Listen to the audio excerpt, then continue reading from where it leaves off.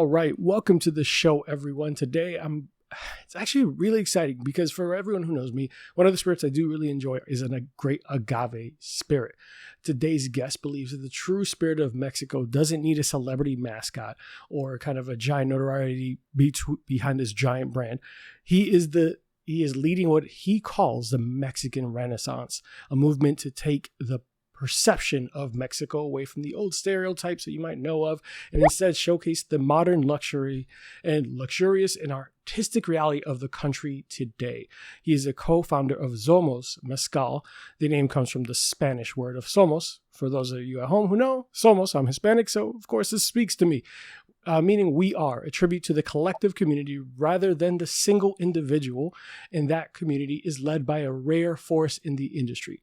A female head distiller, maestra, mezcalera, Isabel Santiago. Today, together, they are producing a USDA organic 100% expanded mezcal. He'll correct me in a moment, I'm sure. That is explicitly designed to be approachable, bridging the gap for people who want the heritage of agave without the aggression of smoke. He is a private pilot, a cattle breeder, an entrepreneur with a vision of a new era in agave. Please welcome to the show, Diego de la Vega Fernandez. How are you, Diego? I'm fantastic. Hi, Arthur. Thanks so much for having me at your show. And super excited to be here. I love your show, so I'm really honored to join you and to talk a little bit about Zomoz Mezcal and in general about the whole spirit industry and the brand. How we've done it. Super excited, man. A little bit of history for those listening at home and for you. I got into mezcal because of my fiance. Love it. She loved agave. She loved tequila. We were looking for something good. And there was always these celebrity hyped tequilas and all these things. And as we dove deeper into the industry and just bar industry, we started finding out about spirits that weren't necessarily had George Clooney on it or something to that effect. Nothing to them, but we were looking for something more genuine, authentic. So when she fell in love with mezcal, and now it's been part of our rotations of drinks and cocktails around the house. So definitely she was hyped when she heard we were going to have you on. I love it. I love it. So let me ask you something. You've tried it before. Mm-hmm. What are your honest feedback for Zomoz? Honest feedback. It is smooth. It is really delicious. It doesn't overpower a cocktail because we tried it in 3 different ways. I used it for a creative cocktail I've worked on that involves Thai red tea as a simple syrup, lime juice, orgeat, the mezcal, of course, because the showcase is that. And I don't know what to call it yet, but I had a lot of fun with it. I have some pictures of it. It was fantastic. And we had a margarita, mezcal margarita. She loved it. And then we did it neat. And we did it with some slices of lime, some tahini, orange slices as well to try to just kind of like change those flavor profiles. We had a lot of fun. So thank you and Laura for hooking us up. Glad to hear. Glad to hear that you enjoyed it and that you played around with it a little bit. And before I jump, I'll give you a little bit of an introduction of myself. Of course, please do. And then would love to follow up on what you were commenting about the flavor profile and the cocktails, because I come from a completely different background. I did law school in Mexico City, grew up there, but had the chance to live a little bit all over the world. I lived in Texas, Europe for a little bit, and even Australia doing a semester abroad. So lucky enough, and I'm very grateful for my parents, I've been exposed to the world, in that sense. And when I moved to LA for my master's degree for grad school, something that I noticed, it's the spirits market compared to what I was normally accustomed to in Mexico, the brands, they were completely different in the United States, like starting with tequila. Back in the day, the only brands that you could find in the US, the Patron, the Jose Cuervo, Jimador. Now you have 1,000 different brands of tequila, really good local ones. When I say local ones, like from Jalisco, born and raised, newer ones, and then the generational ones. And mezcal blew my mind because all of the mezcals that I would find in the US, and this I'm talking about 8 years ago when I first moved here, I'm like, I had no idea where the brands came from. All the brands that I was used to drinking in Mexico. And as you know, in Latin America, they start us young with the drinking. So República Dominicana too, I'm sure. Mm-hmm. I started drinking mezcal probably like 15 years ago. And it was a very natural transition from tequila to mezcal. So when I moved here, no idea of the liquor industry. And I started going out to bars and student, you go out drinking, etc. And I'm like, give me a mezcal. And I'm like, I don't even know these brands. What are these brands? Oh, why are my Mexican common brands that I love? And no disrespect to any brands, but some of them that I tried out there, I'm like, wow, this is strong. Like even being a mezcal drinker, I'm like, Mm. I feel I'm gonna throw up fire. Like here it's burns every time I drink it, and I get it. Yeah, mezcal is a strong spirit and it's smoky, but it doesn't necessarily have to be that strong or smoky. So that's really what sparked like the entrepreneur fire inside of me or the mentality. I'm like, I think there's an opportunity here. Later on, I started discovering about the three-tier system and how the whole regulation in the US really presents very big barriers of entry for any spirit brand to be imported and sold in the United States. Um, and the vision behind it, we're like, what if we introduce a more approachable or a little bit of a gateway mezcal for the non-mezcal drinker? Because talking even with some friends, most of them didn't know about mezcal, the international or the Americans ones, and those who had tried it before, they're like, "Oh, I don't like it because it's too smoky, it's too strong, it burns." Blah, blah. I'm like, "Well, you've just been drinking the wrong ones, Like there are some brands out there, really good ones. Aside from Somos, no, there's phenomenal brands in the United States now and in Mexico. But the whole idea was to make a smooth mezcal, which is what you just said, approachable, and that plays around well with almost any cocktail out there.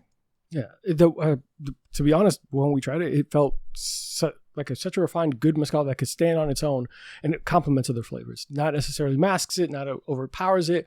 That it like any good cocktail, if you do it right, everything should work harmoniously. Tasting something in the front, in the mid, like just kind of taking you on a little ride, and it was great. I mean, very limited time with it, but for the things we did try, she loved it. I enjoyed it, and definitely for those who are at home looking for, I perfectly said, entry, like one of those, like a gateway mezcal before you get to the heavier, more smoky, overpowering. Everyone has their flavor profiles. I think this is a happy medium. Exactly. Glad to hear that you enjoyed it. And yeah, that's exactly right. That was the goal, and here we are. Here We're we are. excited. So I know that we spoke a little bit about it, but you often speak about the Mexican Renaissance, right? Moving that perception of Mexico away from that old stereotype, sombreros and donkeys and all the things that come synonymous with Latin culture, towards a more luxury art and design. How does even the way you have the bottles designed? I took some great pictures with it that I'll post for social media, and I've seen some of the stuff online. But how does that bottle of mezcal actually convey that shift for the consumer of like in a bar in New York or London? Well, the idea or the concept of the new Mexican Renaissance really happened because I think like 6 years ago, and COVID, I think, had a big factor in this. Mexico City obviously has now become Mexico City, and I think we hear a lot about it, and you hear about Puerto Vallarta and Los Cabos and all the touristic places that we usually heard about Mexico. But to your point, nobody really knew Mexico properly. And I think during COVID and a little bit before that, it started before that, but we saw a boom not only in agave spirits, tequila and mezcal has now boomed here in the United States, but also we saw Mexican food become Americans' consumer favorite food, almost surpassing Italian. And then we see the arts, what's happening with the arts world in Mexico City. We saw Namaco and all of these artists. Like now they have a big global presence. You see music. You see big artists now doing a new genre of music called corridos tumbados, where there's a lot of collaborations between Mexican artists and American artists. And like last year in Coachella, you had all of these Latin artists, especially from Mexico, headlining a lot of the Coachella shows, and all around, no? Yeah. And then you have hospitality and tourism. More and more people are starting to look at Mexico like, I live in California, so a lot of times I just hear about Los Cabos and the Baja Peninsula. Yeah. And I'm like, oh, guys, there's a lot more to Mexico than just Cabo, when I said about COVID, what happened in Mexico is that I saw that a lot of American nomads or virtual nomads were moving to Tulum or to Mexico City, and they're like, oh, life's great here. And it's a global city, and you have amazing food, amazing restaurants. It's cheaper, although now it's not as cheap as before. But suddenly, I think Mexico became to a lot of the general population, especially in America or globally, into their radar. Also, more and more people go to that. So that's where we came with the concept of like, look, the Mexican Renaissance, the new Mexican Renaissance is happening now because of how everything starts coming together, all of these things. And from there, when you talk about the bottle and the label, we looked at all of the brands out there, and I get it. They want to represent the tradition of Mexico. In tequila, they want to represent Jalisco and tequila Jalisco. In Oaxaca, they want to represent all of the artisanal side that Oaxaca really is and has there. But for us, like, we have to look beyond that. O sea, Somos is a combination of the artisanal and the traditional culture that represents Mexico and Oaxaca and the crafting of mezcal with today's liberal, disruptive, elegant, and authentic culture that represents the United States, no, and especially in Los Angeles. So when we looked at the bottle, when we were designing, it's like we want something clean, elegant, that can live a little bit like timeless all across the world. Because Mexico is not only the artisanal part of Oaxaca. You go to Mexico City and it's super elegant. So we also wanted to portray that when we designed the label. Honestly, when I saw the bottle, it was gorgeous. I can't speak highly enough of the taste and everything, that even the presentation, your site, all of the material. So definitely, it really conveyed well. So great, fantastic job with it. And thank you. Of course. And I think that also lends well to when you're thinking about these elevated cocktail bars, lounges, restaurants, seeing that on a top shelf signs off well. Like, get curious, like, hey, what's that? And even though there's something beautiful in its simplicity of the label, it's just a white label, gold letter, black letters, clean. Definitely. I know that I'm a nerd about it. I'm a nerd about marketing and all that. So definitely I can enjoy it. Love it. Yeah. And with that being said, in a market that's flooded with agave spirits, agave plants on every bottle, all this, you leaned towards Zomoz. How did you decide? What made you decide that name? And I know I kind of spoke about it briefly in the intro, but I'll let you walk us through that story and what made that decision. Yeah. Well, we're four main co-founders of the brand. So, and with Isabel, and one way or the other, we all ended up in the United States, or have lived in the United States for a while. Yeah. And Somos really means we are. So when we started, you mentioned it briefly in the intro about celebrity part.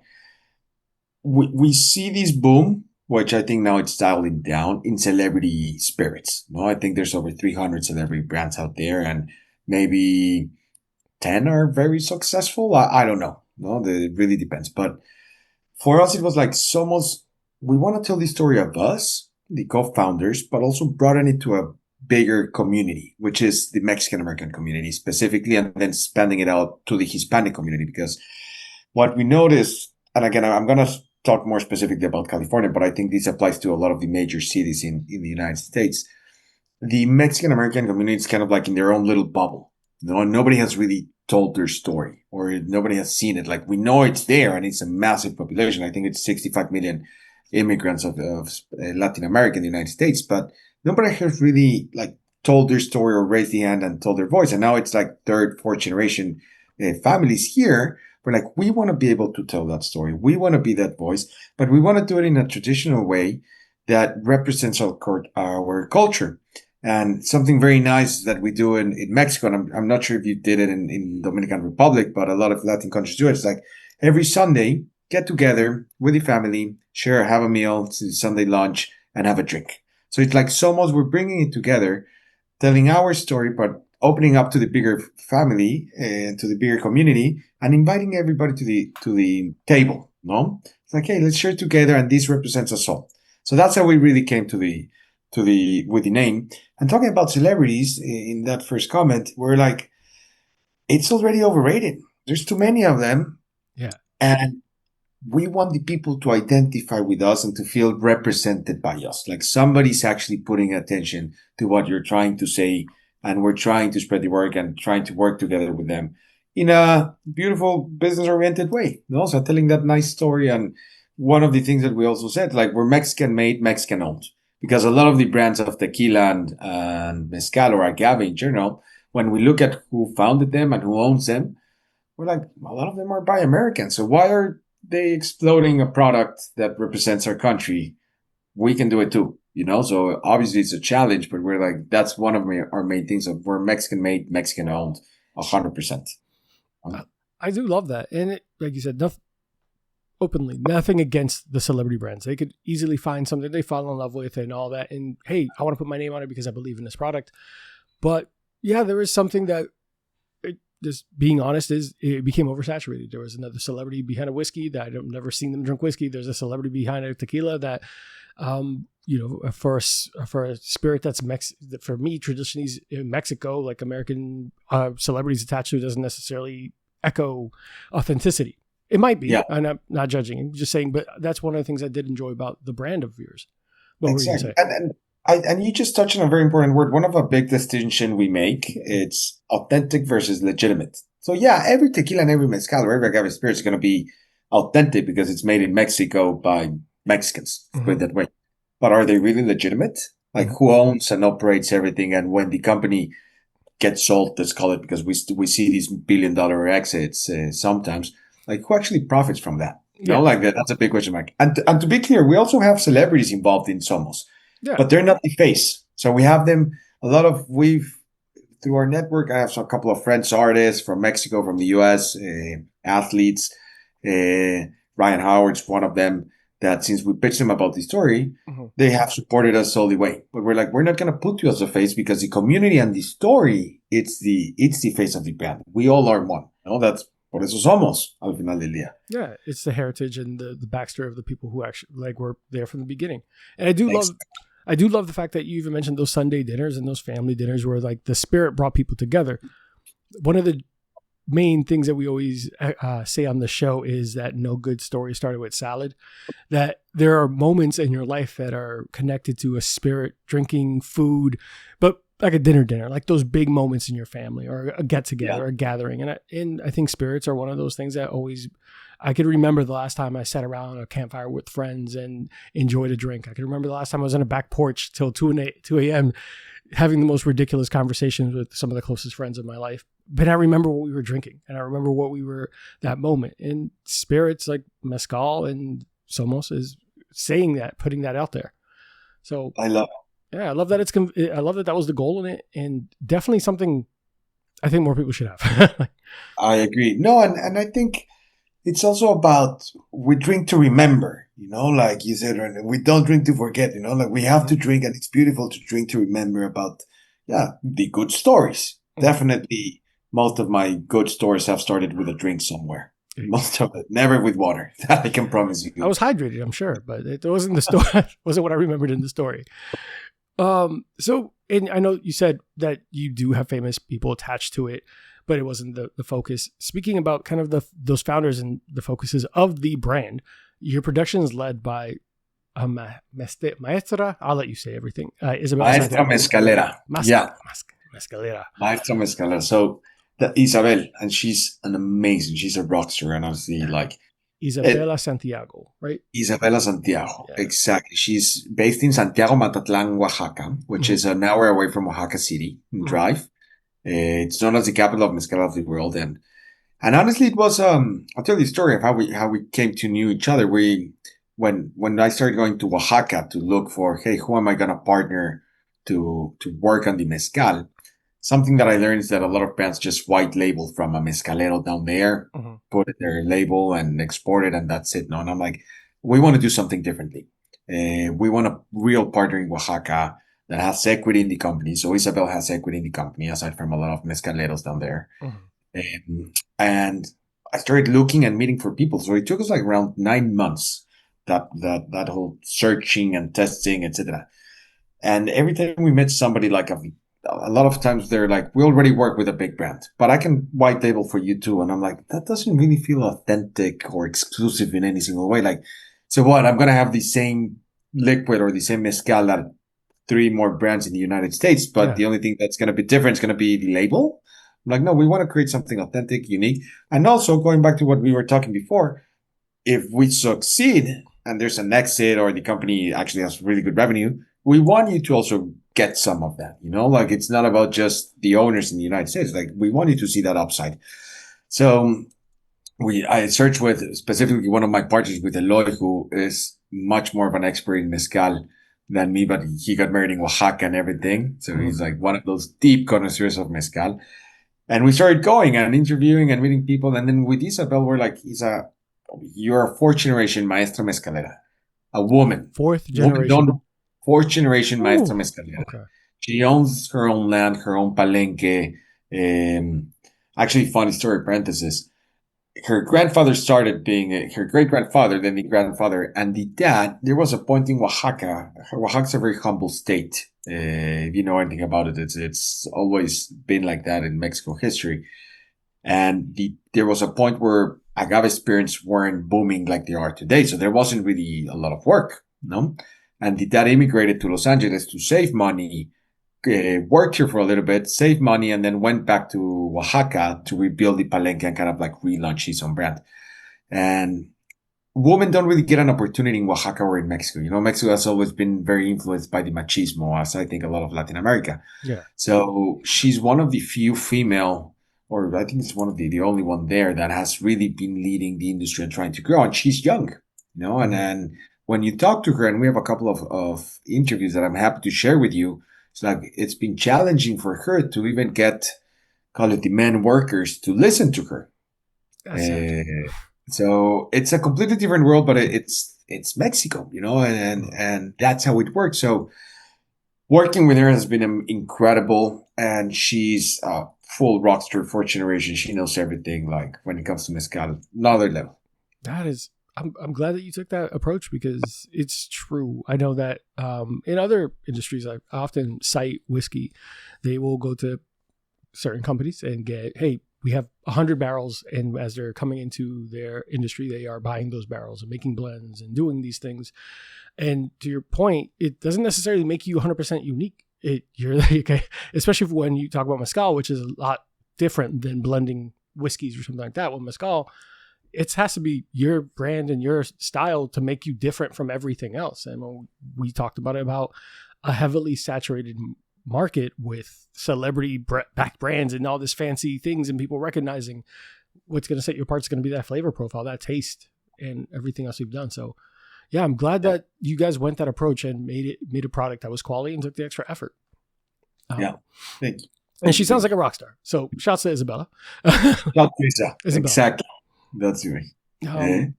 So Zomoz, we already talked about it, about being very approachable and often described as less smoky.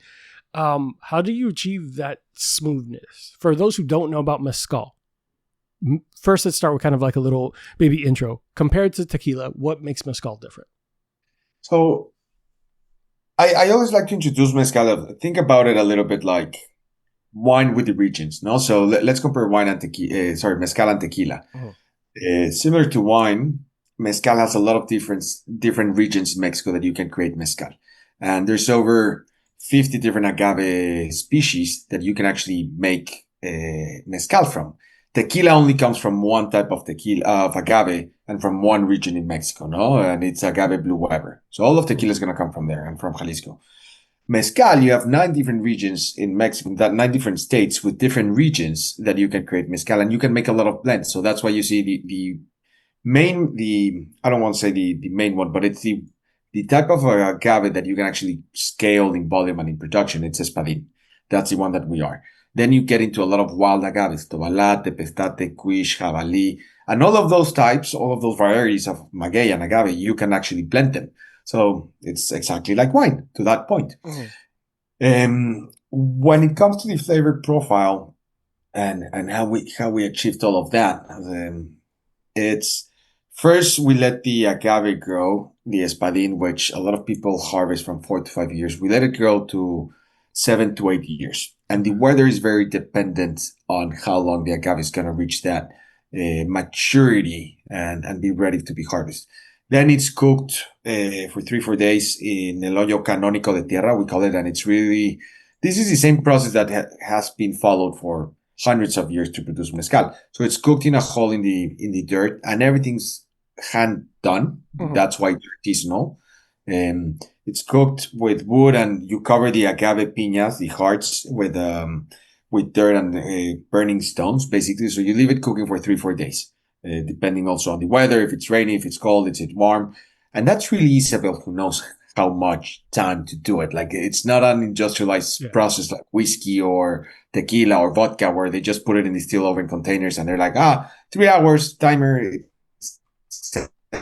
double distillation. And when people ask us, like, okay, but every single mezcal, which is artisanal, because you have 3 types of mezcal. You have the industrialized, you have the artisanal, and then you have the ancestral. Most of the time, you're going to see artisanal out in the market. And for us, artisanal, what is the difference? I always say that tajona, which is the big circled rock that it's pulled by a horse, then you do the commonly in the US. Hmm? Sorry, I froze up there for a second, but I got the part about, you said, what is artisanal? Do you mind going through that again? It froze there for me. Yeah, of course. So artisanal, it's by law in mezcal. It's the process by which you have to create mezcal. You have to harvest, burn it, distill it, ferment it. Like all that product has to be artisanal, and it's really made by hands. Okay. Now, that's what it means. So a lot of whiskey and tequila, it's an industrialized process, for example. So they cook it in steel containers and they still it in the steel containers, and everything's industrialized now. Mezcal is not like that. So everything's done and measured by the senses. And that's where the maestra mezcalera really comes into play, or the maestro mezcalero, because you really have to know what it's doing. You know, like one day I was with Isa and it was kind of cold in Oaxaca, and I remember they were burning the agaves for it to come. It was like third day. And I'm like, Isa, how do you know when the agave is cooked and you can actually pull it out? Because there's no instruments and you don't see anything, clearly covered under dirt.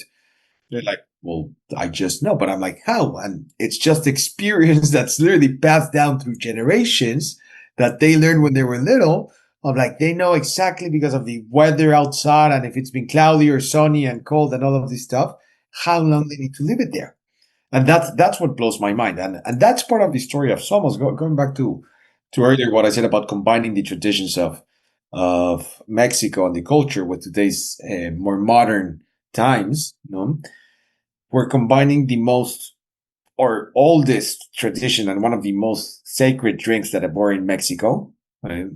Day, even by when the Spanish arrived, because we have to remember that mezcal is also seen as a medicine for a lot of the indigenous community over there. So we're combining that and respecting that, and we want to honor that and bring it to the United States and tell that story. Mm. Now, that's why for us, when people tell us also like, mezcal is a cheap tequila, I'm like, no. Mezcal is harder to make than tequila. People say that. People say that. I've heard that before, that it's like, it's tequila's cheap cost. I'm like, no, guys. Tequila has some levels, but I'm like, mezcal has, and I don't want to generalize, but I've heard those comments. I'm just no. People are obviously not as knowledgeable as you, or of our listeners. But sometimes I've heard like, no, guys, tequila is actually a type of mezcal.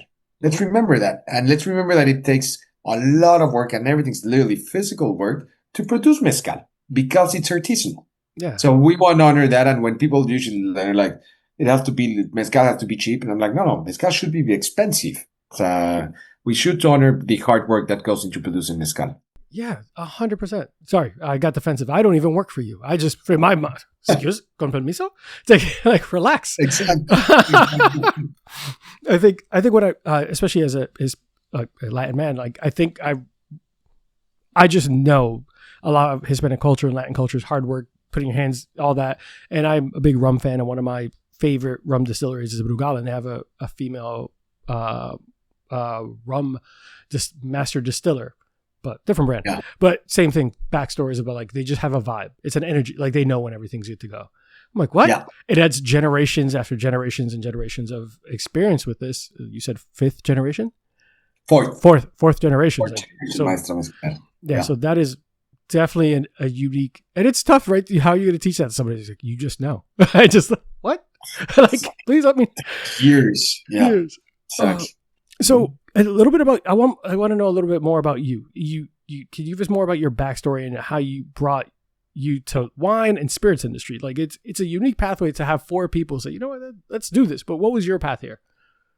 So my path, going back to a little bit, I moved to the US 2018 for grad school. Okay. And to all of any fellow Trojans from USC listening out there, fight on. So, alma mater. So I moved here with the idea of going back. And as I said, I knew nothing about spirits, like at that point.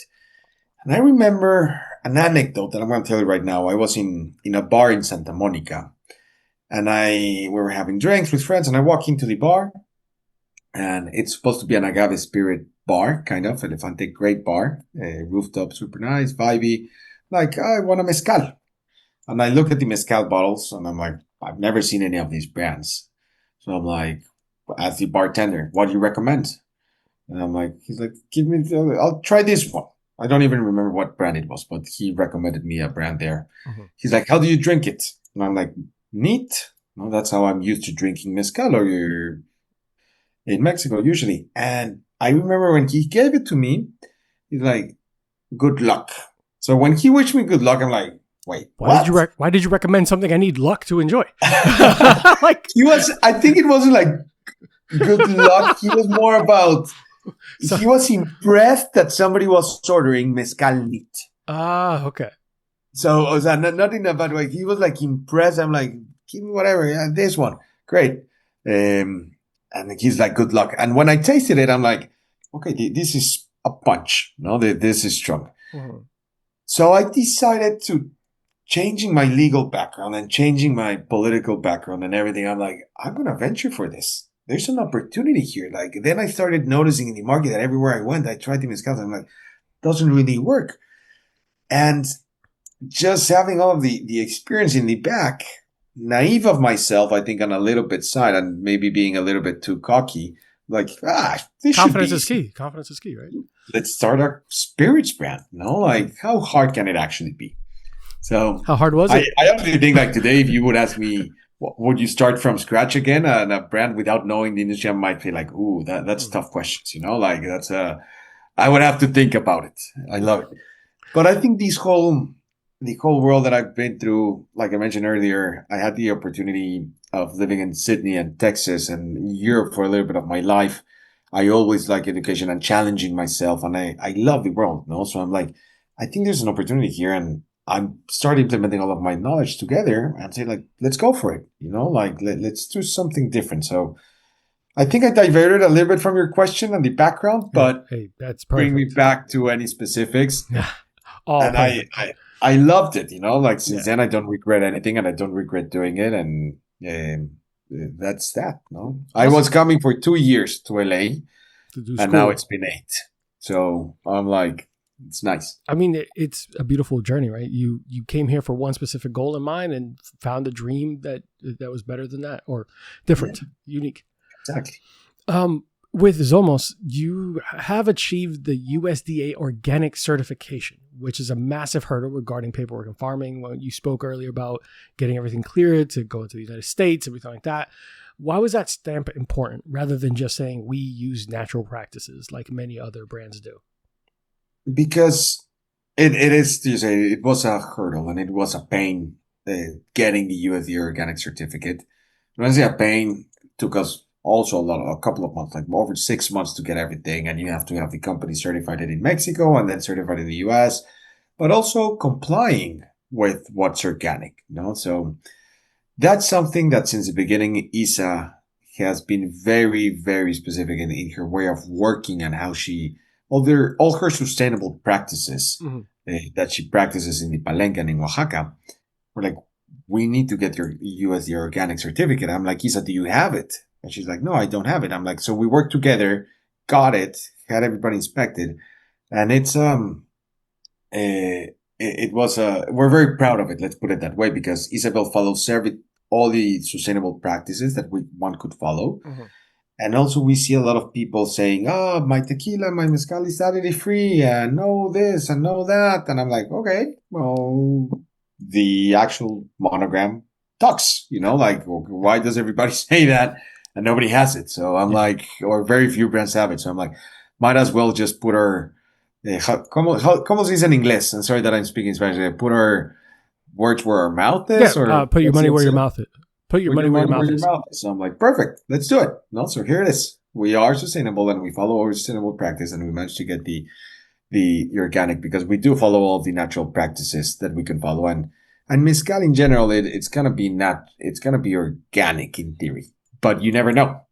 Like somebody might be doing a little tricky here or there. So throwing some sugar, cane sugar or something. Nothing. Listen, and I think that's a massive achievement. We had an interview with Broken Shed Vodka and spoke about, and I mentioned that right now is a perfect time to have very much transparency in what people are putting in their bodies, spirits as well. And it's important to the consumer. They don't want, I think that, at least my opinion, obviously I'm not the expert in end all be all, but I think that there's been a shift of much more focused on transparency and more of value and quality versus cheap and fast. Like you can either get something cheap and expensive, or like fast and expensive or cheap. That's a big thing. If I can add to your comment right now, like I've always said, quality over quantity. Mm-hmm. No, it's about enjoying one or two good drinks. You're not gonna have 20 of them, but if you're gonna have 2 drinks, have good drinks, because we know that people are much more conscious, like you said, about their diets, drinking, all of these things. We know that the younger generations might be drinking less, but I'm like, if you're gonna drink, at least drink something good, quality, and something healthy. And that's why for us, we're really 2 ingredients. We're going to 3 if you want to put it, like water, maguey or / agave, and the natural yeast. There's nothing else. That's it. Water and agave. I love that. And to your point, for people who I'm older. I'm older than some of the people who are probably drinking right now. And I'm gonna tell you right now, to any further younger listeners, get quality over quantity, because hangovers and all that terrible feeling and all that's very not a problem when you invest in a higher quality product. You get to enjoy that without feeling the regret the next day. I feel great drinking a good mezcal, drinking a good whiskey and all that, and it's enjoyable. And you're drinking we circle back to remember, not to forget. And with these, you get to enjoy those spirits, cocktails, and everything like that. So I love the fact that was a big goal for you guys, and continuing those traditional practices, right? Because that then also leans into, if you're sticking to the tradition and what's grounded this brand, you need to stick to that natural ways of doing this. Yeah, exactly. You couldn't have said it better. Yeah. So I know that you lived in all of these countries, Australia, Germany, and have there ever been, when you entered into the spirits industry, any unique or standout stories that you wanted to share with us? Or I know that we sent you some of these questions, but what was the most interesting story that happened to you since leading with your company?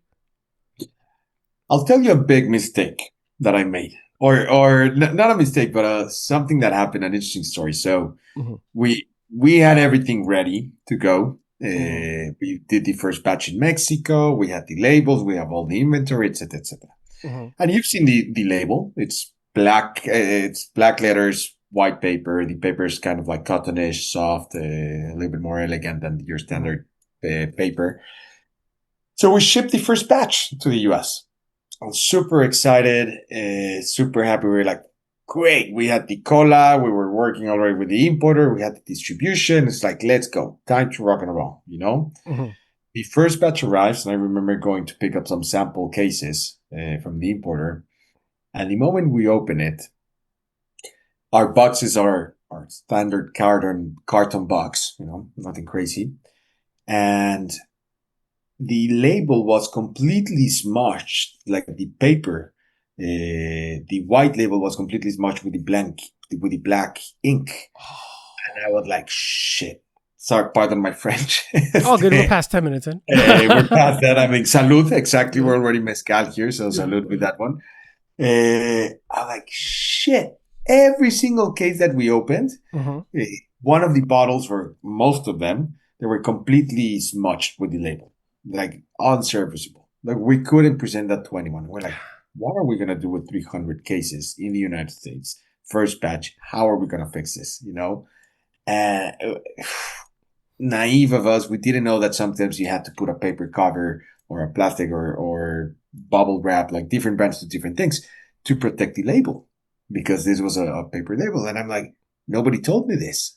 So it's a story that I always like to tell, because to date, I'm like, everything else, great headaches. And last year we lost our RNDC, and that was a whole different ballgame, for the game changing for the industry in general. But I'm like, that specific story, oh man, I remember reprinting all of the labels and relabeling 300 cases was a pain. Like once the product's by here, hand?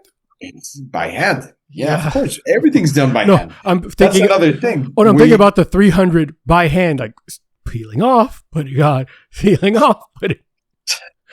You couldn't imagine how were we in the warehouse with these special permissions to do all of these things. And we're like, wow, this is something that I hope nobody has to experience because it was an interesting lesson and story. Yeah. And okay, now with you've scaled up to meet the demand and maintaining traditional methods.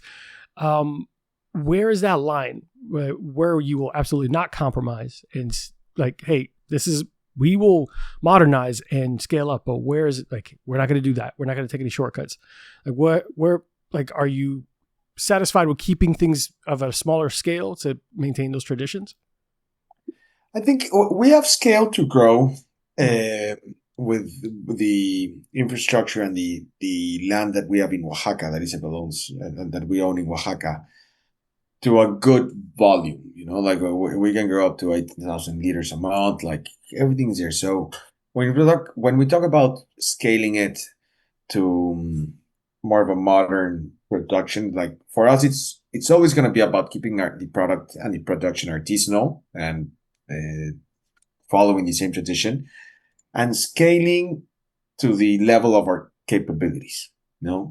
From there, I'm like, how are you really going to continue scaling? Well, you get to a point, and hopefully we get to it, where our production is not going to give us more, but then we can start working maybe with the community to get more agave, but Isabel will always be our maestra mezcalera, and she will always be in charge. A lot of the land in Oaxaca, for those who don't know, it's community owned.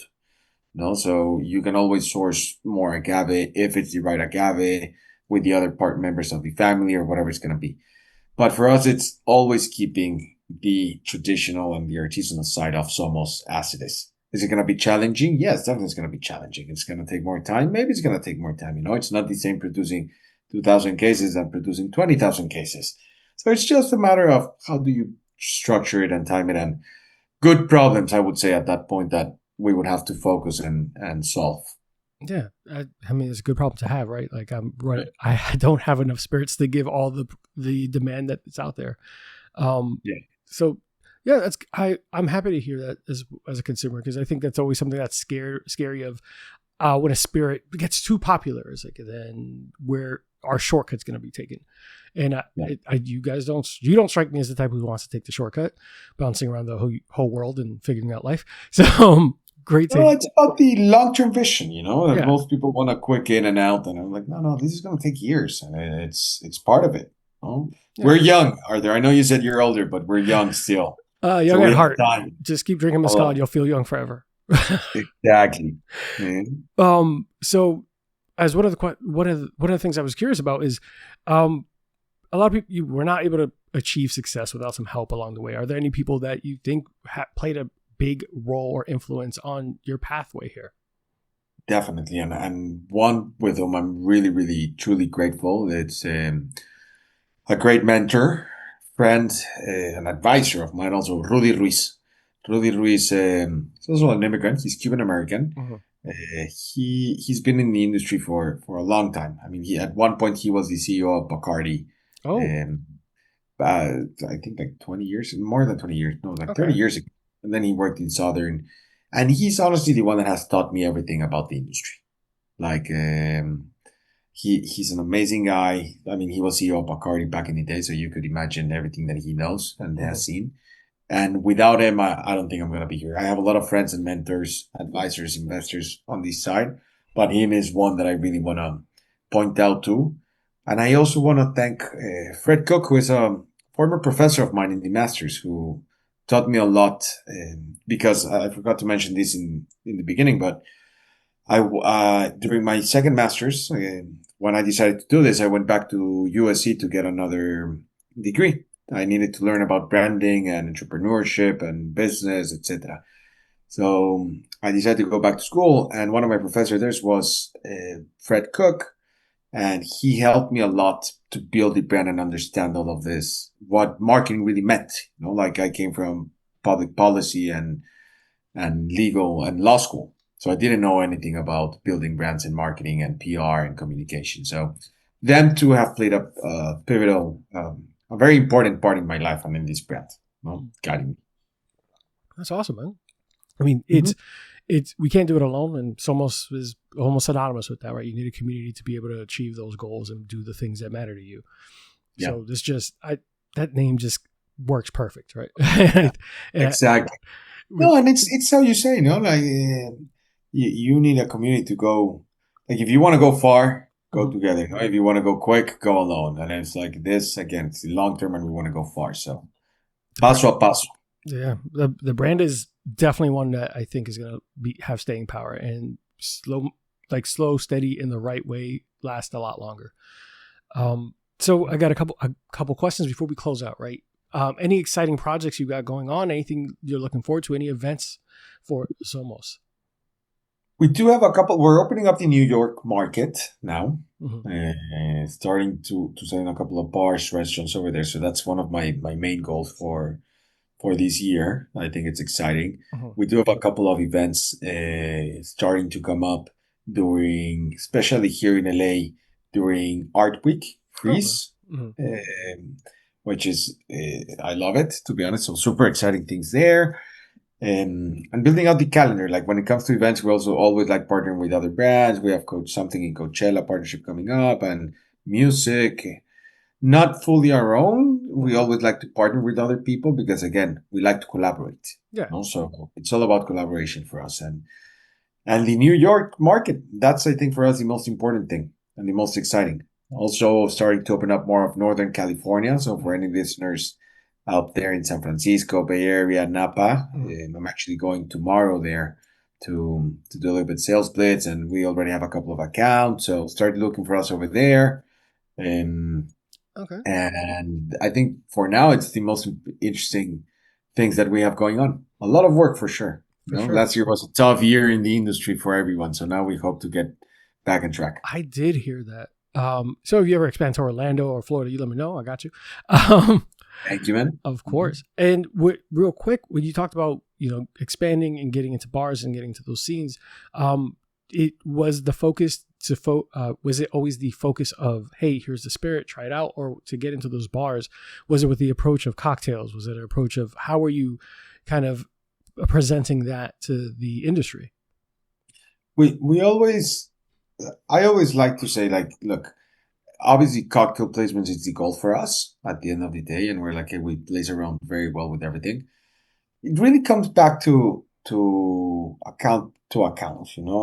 Sadly, we know that a lot of accounts right now aren't doing that well. So the industry, you always have this other side of it, doing events and parties, and they ask for things that as a startup sometimes we can't actually do. All of the account support that some of them ask for, and well, it comes down to the relationship. For me in LA, everything has been built relationship wise. Like we're still limited in marketing budget. We can't throw the massive parties. We can't invite everybody to a festival. But it's all about relationships and building long term. Like maybe you start with a pack bar and then you get them in and you get them to try it neat, and then maybe they like it neat, and then they start playing with the cocktails like you did yesterday. They're like, we're actually loving it in an espresso or in espresso Carajillo. Instead of martini, or instead of an espresso martini, you do it espresso mezcal. Well, you can do a carajillo with it too.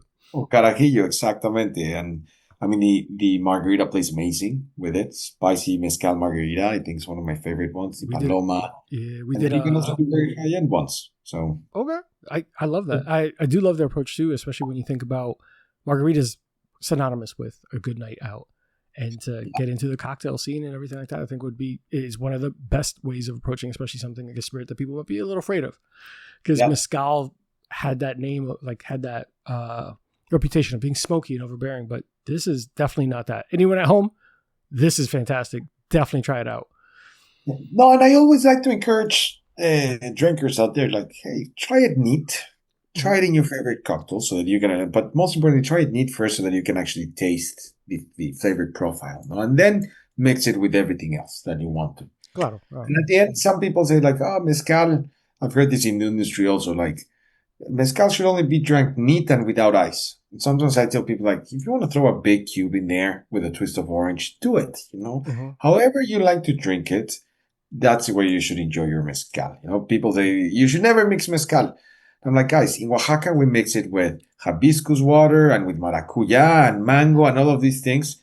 you can definitely mix mezcal. Like that's like whoever says that it shouldn't be drank neat. Sure, it's a one way to do it, but you can play around with it. However you enjoy it, that's how you should drink it. Yeah, variety is the spice of life, right? I want to enjoy it how I want to enjoy it. Definitely, yeah.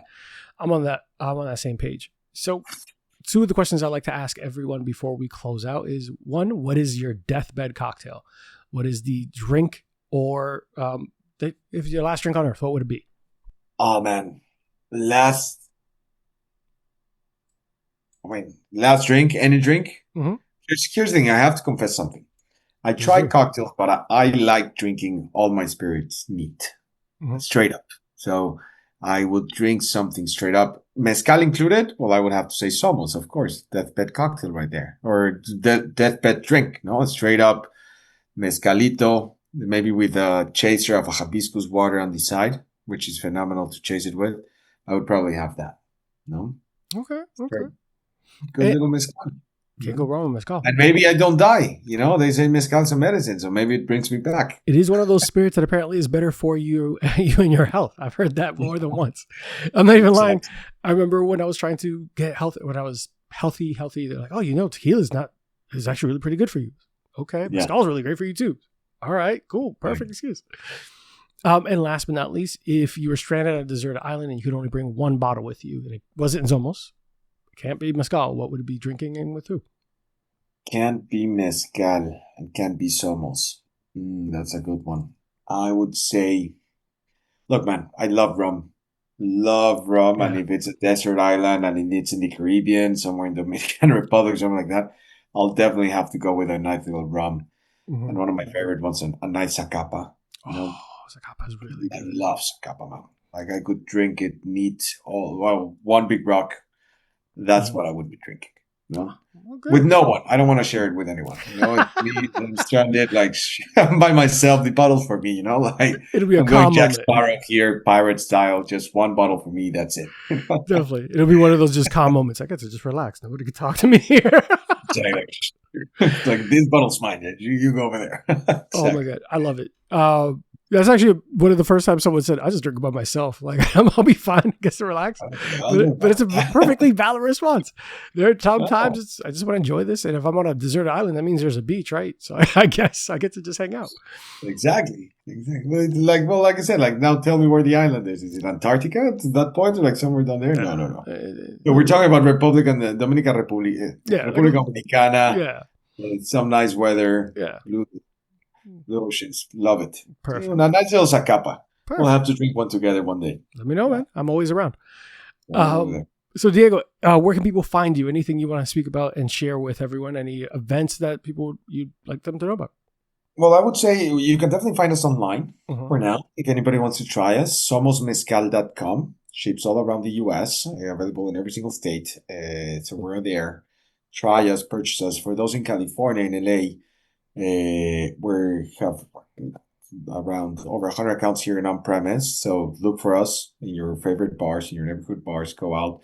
We are in Total Wine as well. We are in Northgate too. So that's in California primarily. New York, we just opened up a couple of accounts for those New Yorkers that like to go out.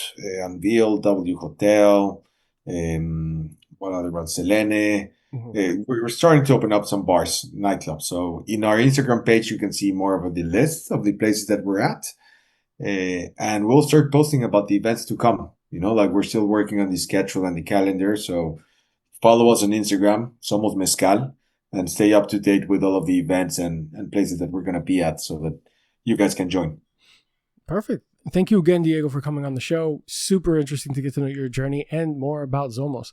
I'm sure that people at home wanted some information to the difference between mezcal and tequila and everything that goes into making it. So thank you for providing that for our listeners as well. Thanks so much for having me. And I'm looking forward to having one together pretty soon. I'm going to have to come to Florida to see you. Let me know. I mean, I've been meaning to go to LA anyway, so I have family out there. Mi casa es tu casa aquí. So whenever you come, please let me know and I'll see you here and I'll make sure to invite you some good little mezcal. Yes. Looking forward to it. Let me go tell my fiance. There we go. So, as always, thanks. Shout out to Laura for putting us together and hooking this up. So for everyone listening at home, make sure you like, subscribe, keep an eye out on our social media. We're going to be sharing some cocktails using Zomoz and some of the fun pictures and just creative ideas we've been experimenting with. So if you like what they're producing, make sure that you follow them on social media and give their bottles a try. Definitely worth a shot. And honestly, it's easily something I'm going to keep on rotation. Like, not even saying it because you're on the show. I've enjoyed it so much, and I've been looking for a new mezcal to have at our bar that isn't, going through some agave controversy or anything else, and something that just feels legitimately, authentically good and pure. So thank you for introducing me to it. It's definitely something we're going to keep around. Thank you, man. Of course, man. For listeners at home, drink responsibly. Don't drink and drive. Do this, and make sure that you're sharing with your friends and share a drink and make some memories. Take care and see you guys next week. Bye, everyone. Hey guys, today's episode is brought to you by Burn Termite and Pest Control. I first met Joe Byrne on Full Frontal Nerdy Show and decided to give his company a try. They have been the best pest service I've ever had. From flexible scheduling, attention to detail, fair pricing, and everything you love about a small business, I highly recommend Joe Byrne and Burn Termite and Pest Control. It's a family-owned and operated business with over 30 years of experience in termite and pest.